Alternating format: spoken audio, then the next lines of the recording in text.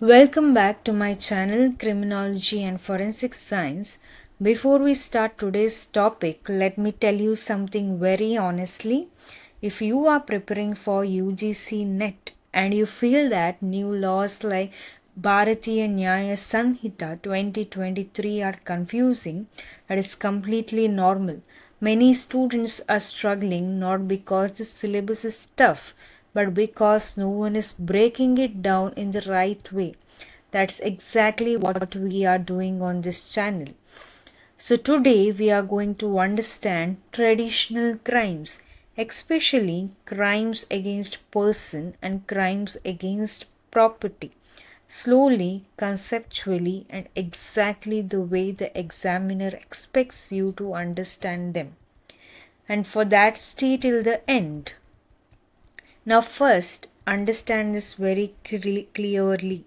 Traditional crimes are called traditional, not because they are outdated, but because they form the foundation of criminal law.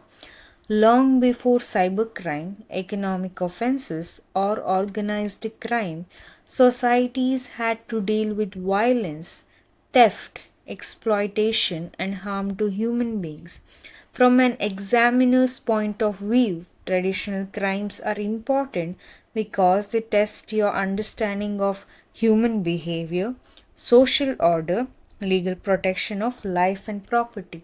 So, whenever you see a question on traditional crimes, the examiner is indirectly asking, do you understand how law protects basic human interest? Keep this idea in mind throughout the video. Now let's move step by step. Don't rush this part. UGC NET never asks random questions here. They ask conceptual and layered questions. Under Bharatiya Nyaya Sanhita, children are treated as a separate and specially protected category. Why? Because a child is not just a smaller adult. A child is dependent, vulnerable, and easily exploitable. So, crimes like abandonment, exposure, trafficking, sexual exploitation, or using children in criminal activities are treated as serious crimes against the person.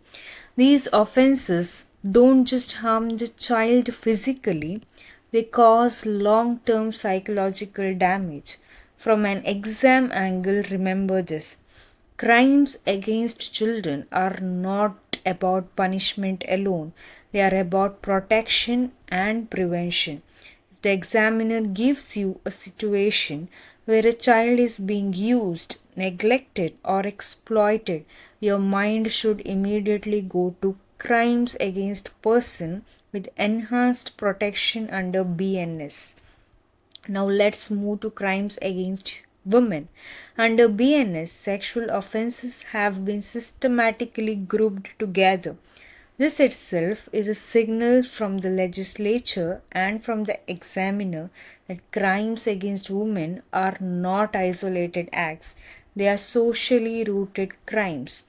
Offenses like rape, sexual harassment, stalking, voyeurism, cruelty by husband or relatives, and dowry related deaths are all treated as crimes that violate dignity, bodily autonomy, and personal security.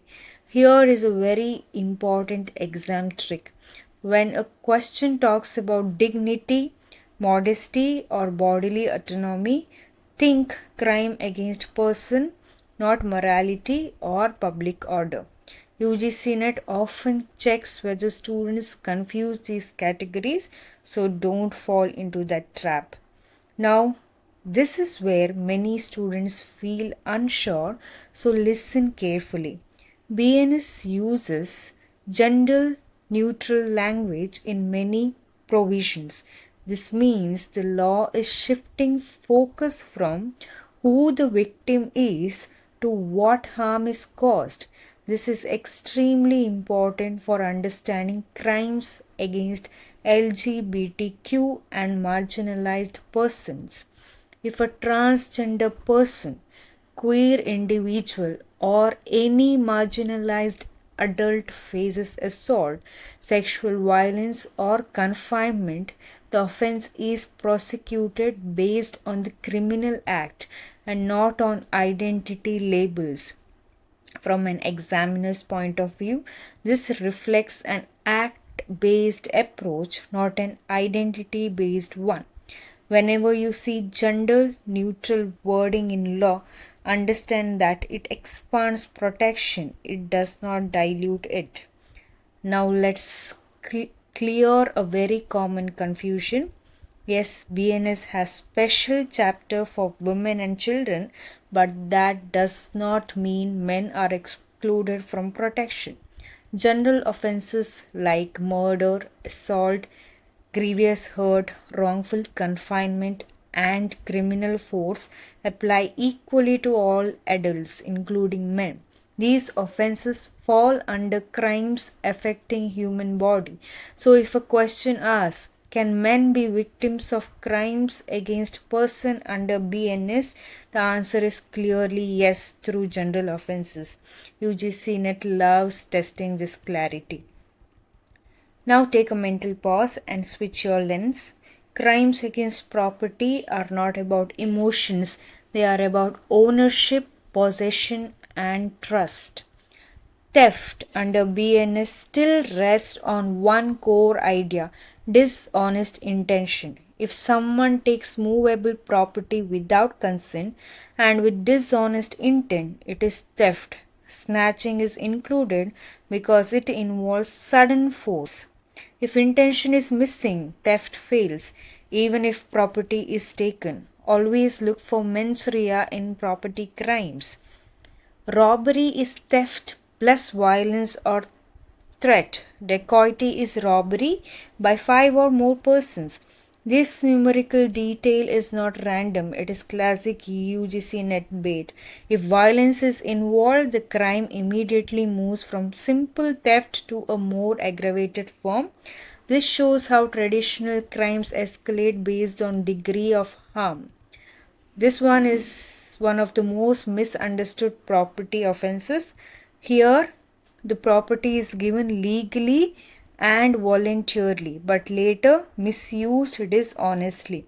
This offense attacks trust and not possession. From a criminological perspective, breach of trust damages social relationships more deeply than theft. Remember this sentence, it helps in both MCQs and assertion reason questions. BNS recognizes that people have a right to protect their property, but not unlimited power.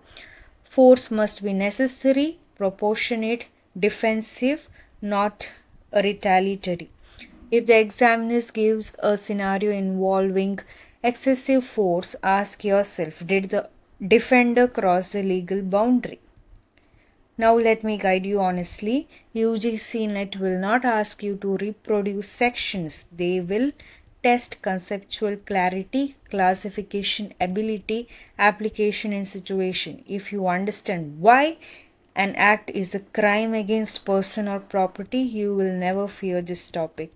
Now comes the most important part. The Google form linked below is not just practice, it's a checkpoint. Here's how I want you to use it. Attempt it after watching the video. Don't guess, think conceptually. If you score well, this topic is done. If not, revisit only the weak area.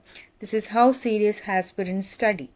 If this explanation helped you feel more confident about traditional crimes under BNS 2023, then you are on the right path. Stay consistent, trust structured learning, and remember UGC NET is not about intelligence, it's about clarity and discipline.